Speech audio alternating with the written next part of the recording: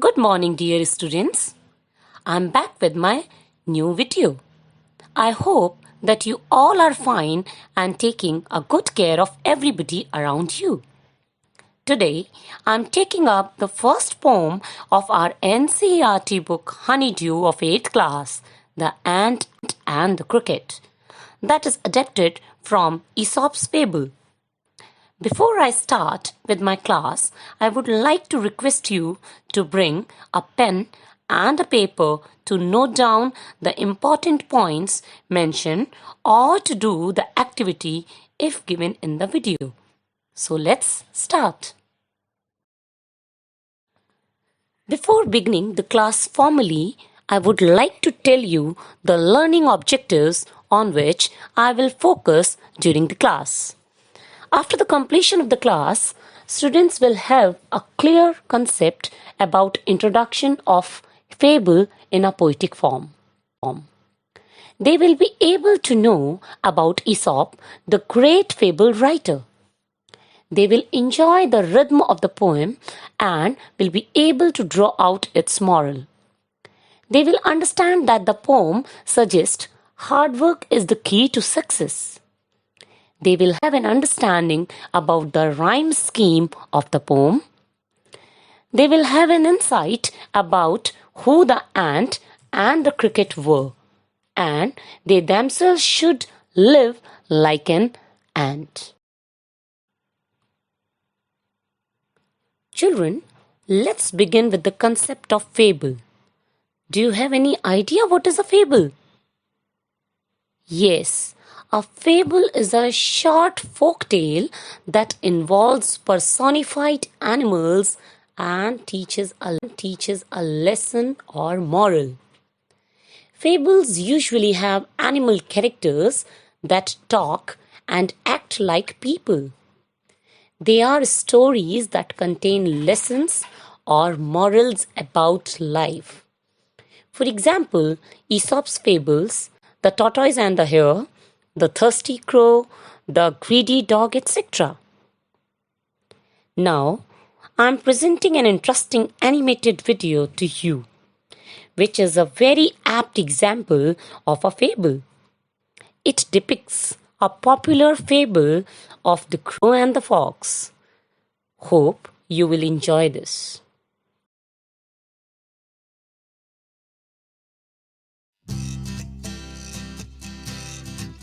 Fox was out walking when he saw a pear on a high branch, way up there. Fox licked his chops and set his sights on it, but before he could get there, a crow was upon it. Crow eyed the pear, and before Fox could speak, she plucked the pear with her shiny beak. Now foxes are clever and don't give up quickly. In half a moment, he came up with a trick. He walked up to the tree with a smile slick and sly and said, "Noble bird, on your perch way up high, the sheen of your feathers attracted my eye when your beautiful form fluttered down from the sky." Crow liked the sound of what she was hearing and found this fox fellow to be quite endearing. "And not only lovely," the fox said, "but wise. In a cleverness contest, you take the first prize." Crow thought, "I am pretty and rather well read," and the words the fox said went straight to her head. "Could I beg you to do just one thing for me? Sing me a tune, a sweet melody. If your voice matched your looks and your fine way with words, surely you'd be the queen of all birds."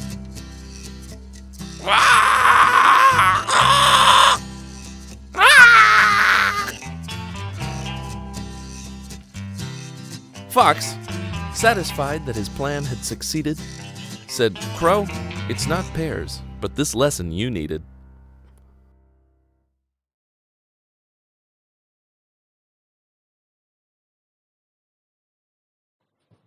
Children, I hope that you have seen the video minutely and have drawn out a moral of the story presented to you in the previous slide. Can you tell me? Yes, it teaches us about flattery. The story can be used as a warning against listening to flattery. It means we should be aware of someone who is flunky. There may be a hidden agenda, like the fox had against the crow. Children, I hope now you are clear with the term fable. Now let's take up further. I have used a name Aesop also in the introductory slide. Now, you may have a curiosity about who was Aesop. Aesop was a slave storyteller who was believed to live in ancient Greece. He was credited with a number of fables now collectively known as Aesop's fables. Many of his tales are characterized by animals and inanimate objects that speak, solve problems, and generally have human characteristics. Children, let me give you the theme of the poem.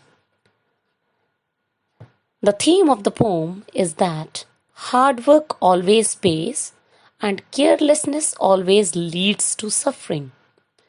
The poem tells us the story of a careless cricket who was busy in singing only. He never thought and did anything for his future. There is an ant also, on contrary, who was very sincere to his work and thought and did for the future.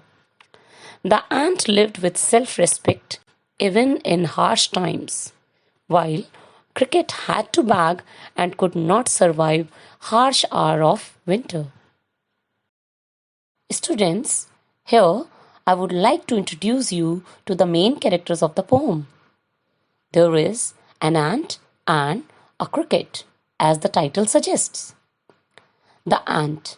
The ant represents people who are wise and bold enough to face all types of situations. They are strong and mentally powerful.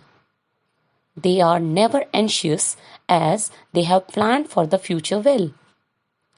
They live happily and comfortably in their life.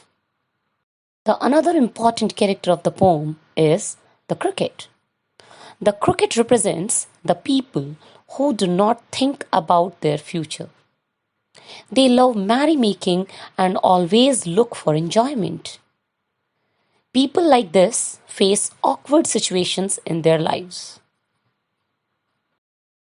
Children, now let me recite this beautiful poem for you. The Ant and the Cricket.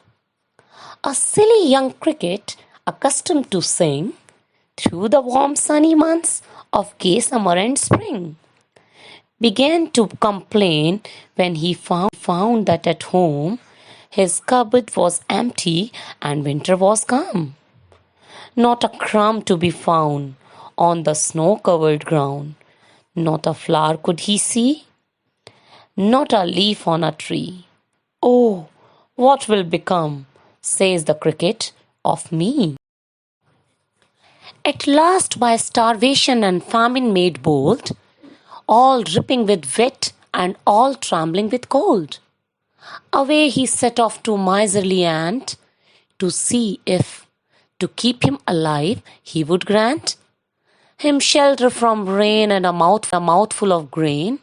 He wished only to borrow, he would repay it tomorrow. If not, he must die of starvation and sorrow. Children, for this part of the video, we will take up these two stanzas. Now, I would like to show you a video based on the poem to give you a brief account of all its happenings. Hope it will help you to develop a clear idea about the poem. The Ant and the Cricket. This poem is about a careless young cricket and a hard-working ant. The young cricket spent the spring and summer singing all day. When winter came, he suddenly found that he had nothing to eat. The ground was covered with snow. There were no flowers or leaves on the trees. He wondered what would become of him. Finally, one day, the thought of starving to death drove him to beg food of the ant. He asked for shelter and some grains. He promised to return the grains the next day. But the ant refused to give the cricket food or shelter. Then the ant asked the cricket what he had been doing in summer. The cricket replied that he had been singing all day and night. When the ant heard this, he advised the cricket to spend the winter dancing. The ant turned the cricket out of his house. The lesson the cricket learned holds true for us too.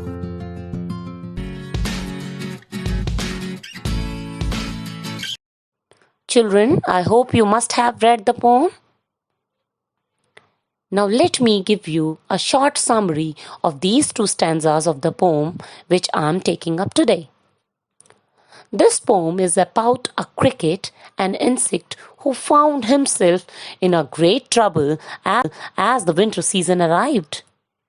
He found he had nothing to eat, nor had he cared to make a shelter to protect himself against the rough weather. He decided to go to an ant for help. He wished to borrow some grains from him and to spend a day or two in his home during the rainy days of winter. He expressed his wish to pay him back later on soon. Children, now it's time to take up the vocabulary. There are many new words in this poem. I have collected the meaning of all those words for you and their uses. The first word we may take as silly, which means not showing thought or understanding. Its usage: he had committed a very silly mistake in the past. Accustomed to means addicted to or in a habit of. Its usage: he is accustomed to sit idle. A crumb means a piece. For example, the dog grabbed a crumb of bread. The next word is gay, which means happy. Flowers look gay in the morning. The next word is starvation, which means hunger. Its usage is starvation made him quite weak.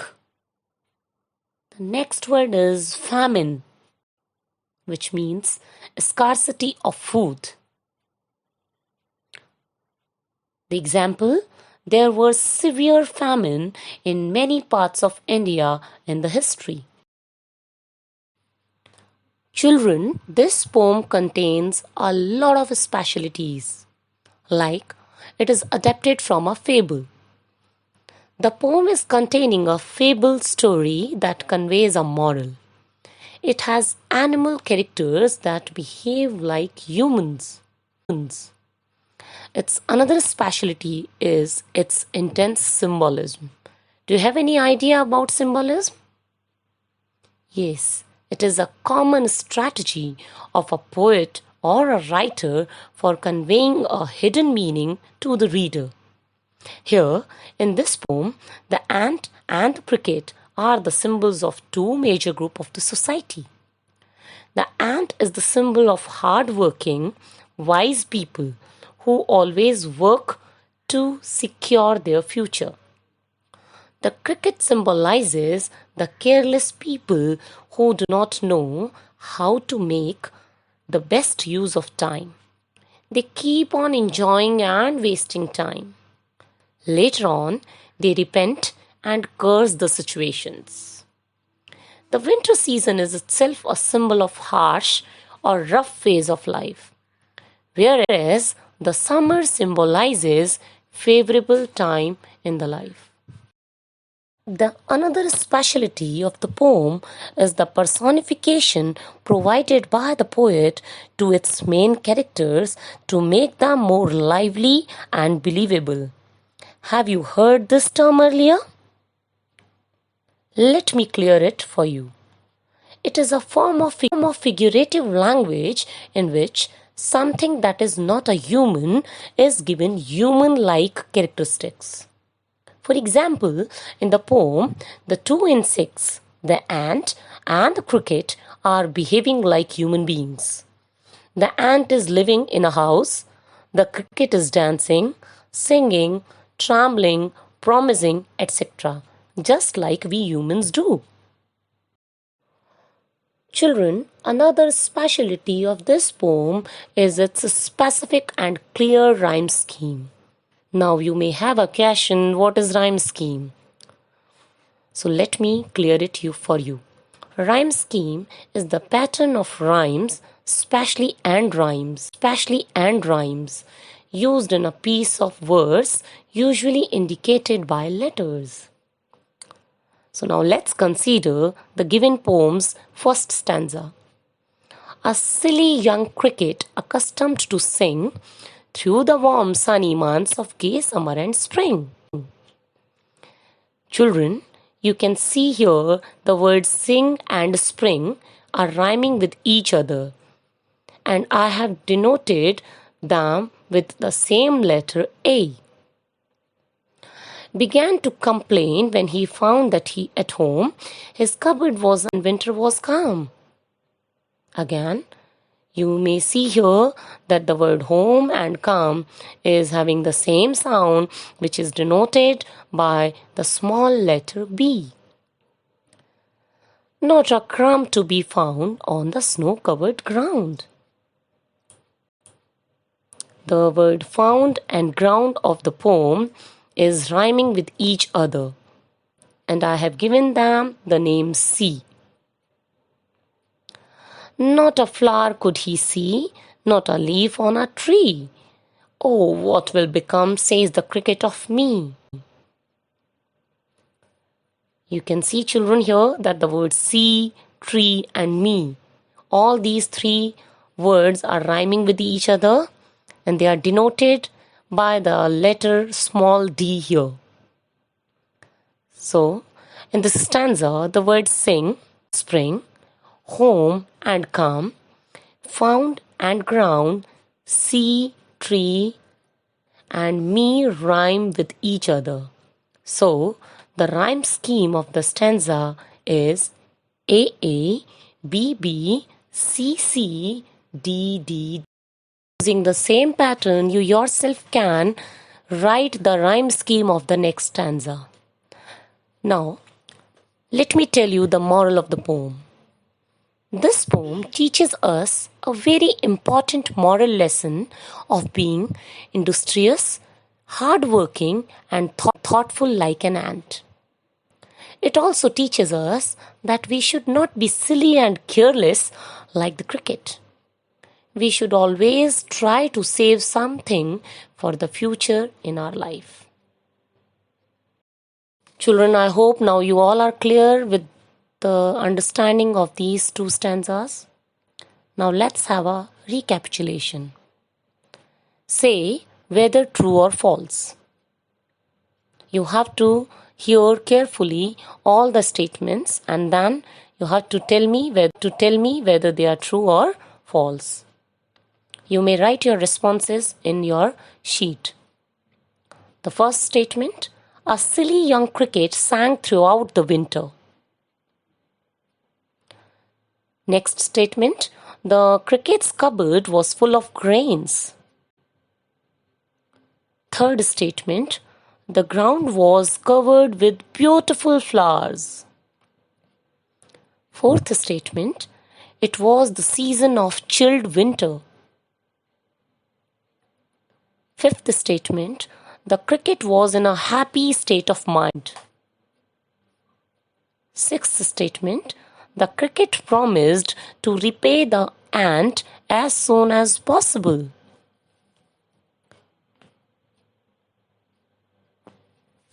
Seventh statement, The ant was very generous. Remember, you have to answer it in true or false. It's time to match your answers. The first statement is a false statement. A silly young cricket sang throughout the summers, not the winters. The second statement is also a false statement. The cricket's cupboard was empty, not full of grains. The third statement is again a false statement. The ground was covered with snow, not with beautiful flowers.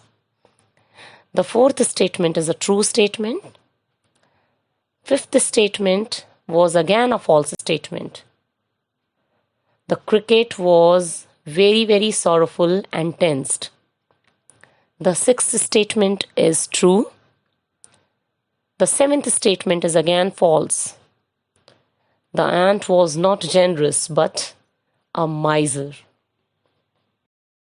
Children, now I would like to show you a worksheet which I have made for you in order to give you a practice for the exam-oriented questions. This worksheet contains extract-based questions. You have to read the given lines and then you have to answer the questions that follow.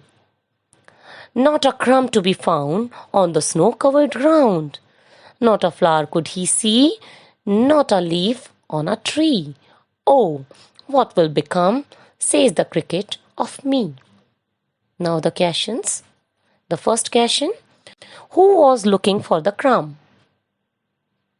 The second question, which season is being described here in these lines? Third question, what difficulty or crisis is talked about in the above lines? Fourth statement, find out the pair of rhyming words in the above stanza. Remember, children, your answers should be brief. Children, I hope you all are ready with your answers of the given worksheet. It's time to match them. The first answer is, a hungry cricket was looking for the crumb. The second answer, the snowy season of winter, or the winter season is described here in these lines. The third answer is, the cricket did not have anything to eat. He had stored nothing for winters and thus was very hungry and sorrowful. Found ground, sea, tree and me are the words which are used here and we can call them the rhyming words. Hope you all have matched your answers. Good. Children, I have a very interesting activity for you. Let's try our hands in poem composition. I would like to teach you how to write an acrostic poem. Now you would ask, what is an acrostic poem? Acrostic poem is a short composition in which the first letter in each line form a word or words. It's very easy. I just give you 5 easy steps to create an acrostic. The first step is decide what to write about. You need to decide about what you are writing. The next step is write your word down vertically. Brainstorm words or phrases that describe your idea. It is the third step. In the fourth step, you place your brainstormed words or phrases on the line that begin with the same letter. Now the fifth statement, fill in the rest of the lines to create a poem, and thus your poem would be ready. Children, I have some examples of acrostic poems. In the first example, you can see I have described a name. The name is Henry. The H is for happiness, the smiles you bring. E is for excite, your spirit is catching. N is for natural, the best side of you. R is for radiant, it's your personality. Y is for young, clever and bright. Henry, you are special. In the next acrostic poem, I have used each word of the spelling of teacher. T, trust that I can learn. E, eases my fears. A, always understands. C, cares about my life.